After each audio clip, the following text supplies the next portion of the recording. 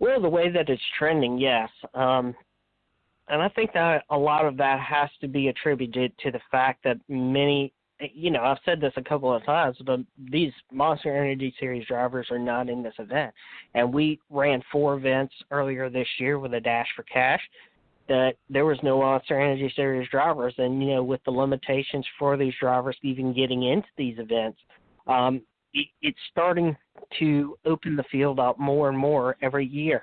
Hopefully in the coming years, we may not even see Monster Energy Series drivers in many of these races anymore.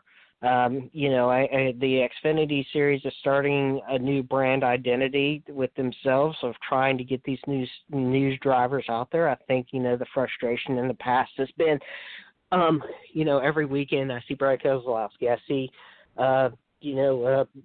Kyle Busch. I see, whoever it is coming down to the series, and they're winning these events. And I think the frustration has been that these drivers shouldn't be in these cars. And while I guess there's some argument to that, it now has come to the point that we're seeing new drivers at the in victory lane every week. Personally, I think it's a good thing that we're seeing brand new drivers coming into victory lane. Some of these drivers have been in the Xfinity Series for quite some time, so they're no stranger to the series. They just may not have been able to shine in the Xfinity Series with the Cup Series drivers coming down. So for that purpose only, tracks may not sell as many tickets. They can't say that, Xfinity, Monster Energy Series drivers aren't coming down. We're not going to see Kyle Busch here today.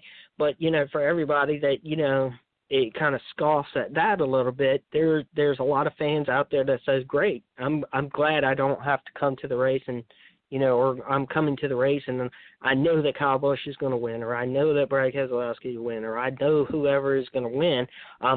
I get to come and I get to see new drivers. It's like going to my local short track that, doesn't always have the same driver win each and every single week. But, and I think that's been attributed to the fact of why we've had so many new drivers. And sure, we've had Kyle Busch in victory lane. We've had Austin Dillon in victory lane. So it's not like the Monster Energy Series drivers aren't going to victory lane in the series. It's just the fact that they're being restricted in how many events they can get into, how they can get into them, and, just going forward, I think it's just a really good thing that, the absence of these drivers, is going to help the health of this series and the sport in general. So there are going to be some debuts, if you will, to the Xfinity Series. GMS Racing's Justin Haley, Joe Gibbs Racing Riley Hurwitz will make their NXS debut this Sunday. Haley competes in the CWTS with GWS Racing, while Hurwitz, a member of the NASCAR Next Class, competes in the ARCA full-time. Hurwitz has made one start at Iowa in a K&N Pro Series race, while Haley made his start there last season in a truck. So debuts of these young drivers is always good to see, as you said. Yes, Justin Haley is in the number 23 car this weekend for the normal driver, Spencer Gallagher, who has been suspended indefinitely. So GMS has looked to various different drivers this year already. They've put Johnny Sauter in the car. They've put Chase Elliott in the car. And now they're giving a new fresh face to the Xfinity Series for us. While Justin Haley hasn't, put together what I consider the best runs every week. He's always been somebody that stalked the top 5, top 10. And, it's a lot of it has seemed to be just a lot, some of his, inexperience in the series and, some things out of his, that weren't necessarily his fault.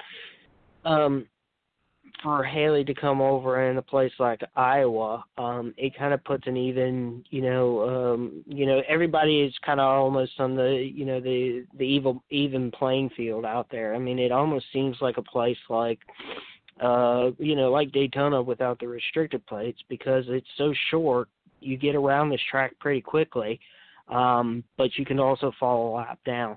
But for him, I think in the GMS racing equipment, it's not going to be a problem for them. I know that just a week or so ago, Chase Elliott had a problem with the transmission in the number 23 car, and, that kind of put him out of the race. So, again, it's not really seems to be a fault of that. Their cars are performing.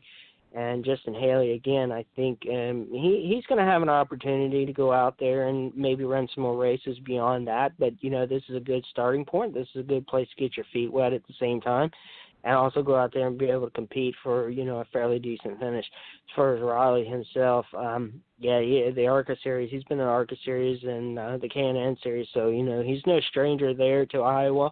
And especially in Joe Gibbs Racing Equipment, look for him to, maybe not go out there and compete in the top 10, but, go out there and look for him to put a fairly decent run together. And I think that it's going to bolster his prospects over there at Joe Gibbs Racing in the next year or so. So, talking with Steve Wilson, our official NASCAR contributor, editor-in-chief of Speedway Digest. There's been a lot of rumors that have been picking up, and I think anytime there's a lot of rumors, there's a little fact sprinkled in, but there's a little rumor sprinkled in. But it seems to me that more and more, that as this rumor becomes clearer, that there's more fact than rumor, and that's the fact that the rumor has it that NASCAR's up for sale. What are your thoughts? Well, I think with NASCAR coming up for sale, or the potential that they're going to come up for sale, there's kind of two sides of that coin. One, I think there's been a lot of people who feel like, Brian France hasn't done or been involved enough into the sport, and that's kind of where the sport has gotten today. There's been some self, I guess, not he's let himself not control the sport as much as both his dad and his grandfather did. He's kind of taken a step back and allowed other people to do so. And that's not traditionally been something that's been, the sport in general. So I think there's a lot of people out there that are probably singing the praises that this thing is for sale and, we're going to get rid of, the France family. But, at the same time, you have to also look at the aspect of, F1 was just sold here. And, while they're getting better themselves, they're becoming more popular. They're not having as many controversial decisions, I don't think. From new ownership, and new ownership can bring some new ideas, some fresh blood, some new money into the sport, or that's not been traditionally there in the past, or they can re-engage with people and partners and that have left the sport because of whatever the reason is. So it is kind of a new day. It would be a new day for the sport, most definitely. My reservations is that, I honestly don't know how much longer that Brian France is going to stay at the top. Ben Kennedy, which is his sister's son, has a degree in business management, motorsports management from the University of Florida. He's driven these trucks. He's very grounded and straight down to earth. He's now on, an officiating level, an executive officiating level in the Camping World Truck Series. So he's working his way up the ladder in the aspect that Brian did and Lisa did, where, the Francis have traditionally worked their way up the ladder. They've just not been handed, you're the new CEO of the sport. They've worked their ways up from painting walls and cutting grass to the proverbial top of the chain. So, they've worked themselves up there.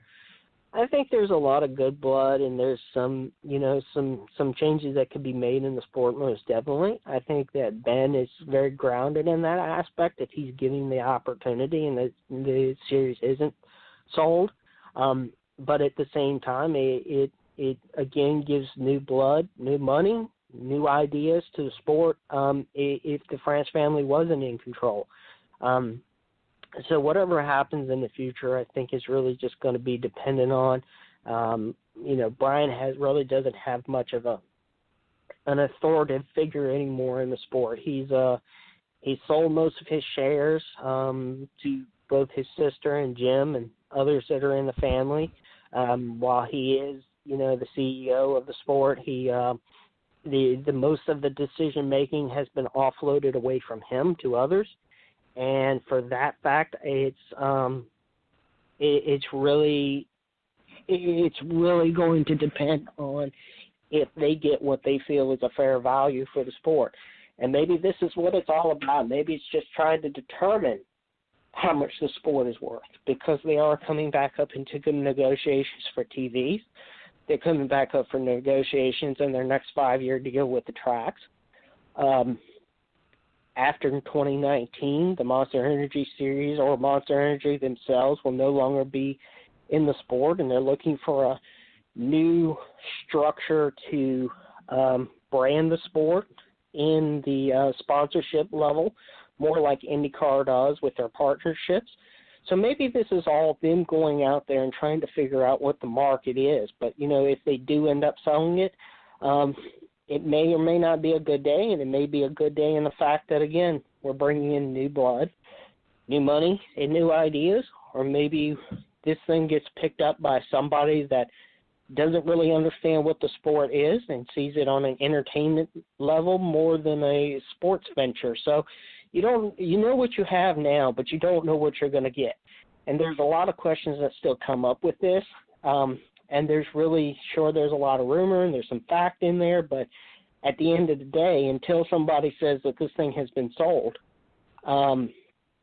there's just a lot of speculation into it. I mean, NASCAR just bought ARCA anyways, and whether this is just for them to get the business, expand their business so that it is more, that it's seen more as a value to sellers or buyers, maybe, but I don't know. I just think there's a lot of questions right now, and hopefully if NASCAR doesn't get sold, I think it's a good day maybe down the road somewhere with somebody like Ben running the sport. And that's just kind of what I feel on it.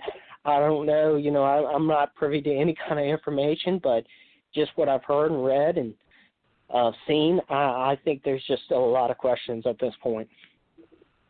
Well, absolutely, and I don't know that anybody really knows what NASCAR is worth.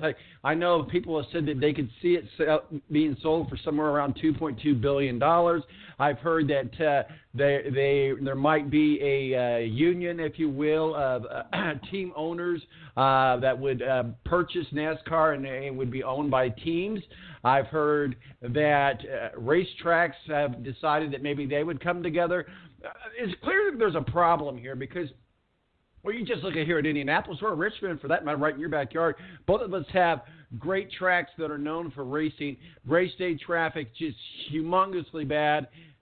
With NASCAR, I'm talking about, not so much with IndyCar, but it seems like that what used to be the dominant fan figure, just by traffic, just by, they've moved the Brickyard later in the year this year. The stands aren't by far not sold out, and I know Indianapolis is a mammoth track, so it's to sell that out. I mean, certainly that's a big difference, but at the same time, I think across the board, across every racetrack, we're seeing a decrease in fans attending the actual race, and that could hurt your TV contracts as well, because TV contracts are based on, hey, are fans going to watch it?